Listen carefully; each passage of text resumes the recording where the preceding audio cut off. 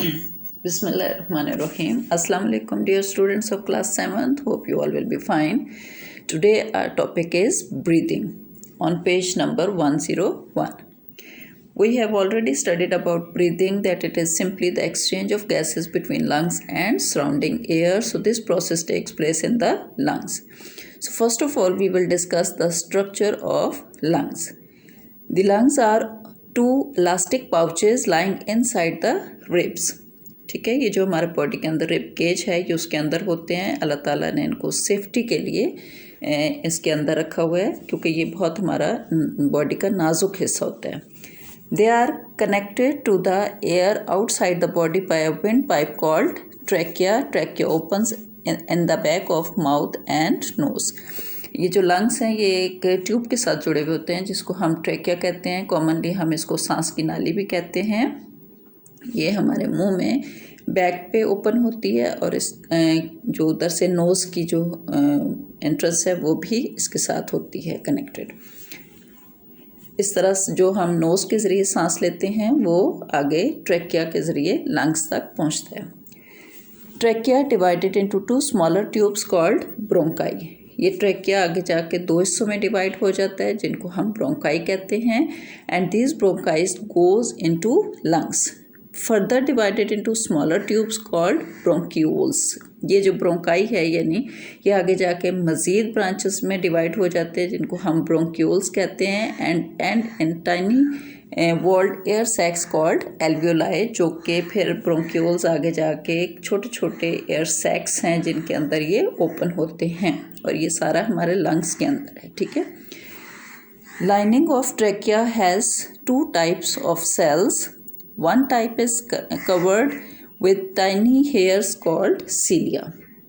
ये जो ट्रैकिया है हमारा इसके अंदर दो तरह के सेल होते हैं। ठीक है, एक सेल वो हैं जो कवर्ड होते हैं छोटे छोटे सीलिया। सीलिया बालों की तरह का एक छोटा सा स्ट्रक्चर होता है जो आगे पीछे हर वक्त हरकत करता रहता है। And the other cell produce a sticky liquid called mucus. जबकि दूसरे जो सेल्स होते हैं वो एक स्टिकी सा मटेरियल पैदा करते हैं जिसको हम म्यूकस कहते हैं।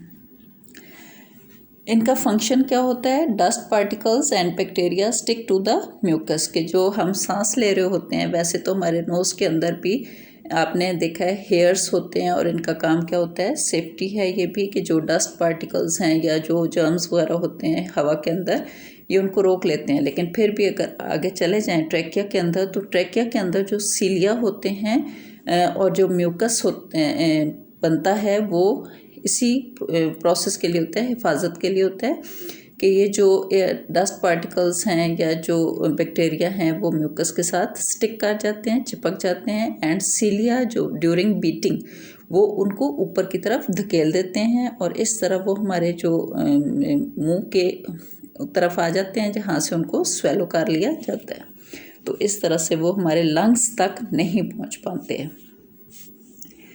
Now how oxygen diffuses in the blood. अब ऑक्सीजन जो है वो लंग्स में कैसे ब्लड के अंदर जाती है। And this process takes place in alveoli. The alveoli are well adapted to speed up this process because in lungs there are thousands of very small alveoli which provide a very big surface area for oxygen to diffuse across. कि जो lungs के अंदर छोटे छोटे air sacs होते हैं जिनको हम एल्वियोलाई कहते हैं, ये ही इस प्रोसेस को ये प्रोसेस इनके अंदर हो रहा होता है और ये बहुत बड़ा एरिया बनाते हैं। इतने छोटे होते हैं, इतने पतले वॉल वाले होते हैं कि इससे बहुत बड़ा एरिया बन जाता है जहाँ से बहुत ज़्यादा ऑक्सीजन जो है वो उसकी एक्सचेंज हो सकती है। Alveoli are very thin walled, just 1 cell thick, and their lining यानी लाइनिंग उनकी जो दीवार होती है is moist, that's why oxygen dissolve in blood capillaries easily surrounded the alveoli. तो इनकी इतनी पतली दीवार होती है और ये एल्वियोलाई जो होते हैं या लंग्स जो होते हैं उनके अंदर जो ब्लड कैपिलरीज होती हैं, ब्लड कैपिलरीज खून की नालियाँ होती हैं जो बहुत बारीक होती हैं, यानी इतनी बारीक होती हैं कि जो लंग्स के अंदर एयर सैक्स के अंदर ऑक्सीजन होती है वो उनकी दीवार से गुजर के ब्लड में चली जाती है और जो पूरे बॉडी से कार्बन डाइऑक्साइड ब्लड के अंदर आई होती है वो यहाँ पे लंग्स के अंदर एल्वियोलाई में चली जाती है। ब्लड कैपिलरीज से एल्वियोलाई में चली जाती है कार्बन डाइऑक्साइड, और ऑक्सीजन जो एल्वियोलाई में सांस के ज़रिए आई हुई होती है वो ब्लड में शामिल हो जाती है। यहाँ से फिर वो जो ब्लड कैपिलरीज हैं वो इस ऑक्सीजन वाला जो ब्लड होता है इसको हार्ट में लेके जाती हैं, और हार्ट फिर पंप करता है जब, तो पूरी बॉडी के हर सेल तक वो ऑक्सीजन पहुंच जाती है। जबकि कार्बन डाइऑक्साइड जो है वो वापस एल्वियोलाई से ब्रोंक्यूल्स, ब्रोंक्यूल से ब्रोंकाई, ब्रोंकाई से ट्रैकिया में होती हुई सांस की नाली के ज़रिए बाहर निकल जाती है बॉडी से। हाउ ब्रीदिंग इन और ब्रीदिंग आउट टेक प्लेस। जब हम सांस ले रहे होते हैं तो आप अगर देखें तो आप पहले सांस अंदर लेके जाते हैं, उस वक़्त आपके जो रिब्स की क्या कैफियत होती है, आपके लंग्स किस तरह के होते हैं, कैसे ये प्रोसेस हो रहा होता है। अगर आप सांस अंदर लेके जाने की कोशिश करें तो आप देखेंगे कि आपको खुद फील होगा कि ये इस तरह से हो रहा है कि when breathing in the outer rib muscles contract pulling the rib cage up and out. कि जब हम सांस अंदर लेके जा रहे होते हैं तो हमारा जो रिब केज है वो ऊपर की तरफ उठ जाता है। द चेस्ट गेट्स बिगर, सीना जो है वो चौड़ा हो जाता है। Air is sucked down to the trachea into the lungs, और जो एयर है वो ट्रैकिया में से होते हुए लंग्स में चली जाती है। The diaphragm contracts, this makes it go flatter. Diaphragm एक पतली झिल्ली होती है जो लंग्स के नीचे होती है, वो फ्लैट हो जाती है। जब वो फ्लैट होती है तो आप देखें कि पेज के ऊपर पेज नंबर 103 पे आपको ये डायग्राम नज़र आ रही है ऊपर, इसमें जो लंग्स है वो फैल जाते हैं। जब लंग्स फैलते हैं तो इट मीन्स कि एरिया बड़ा हो जाता है, ज़्यादा से ज़्यादा ऑक्सीजन अंदर जा सकती है। तो ये इसलिए ये प्रोसेस होता है ताकि मैक्सिमम ऑक्सीजन जो है वो लंग्स के अंदर चली जाए।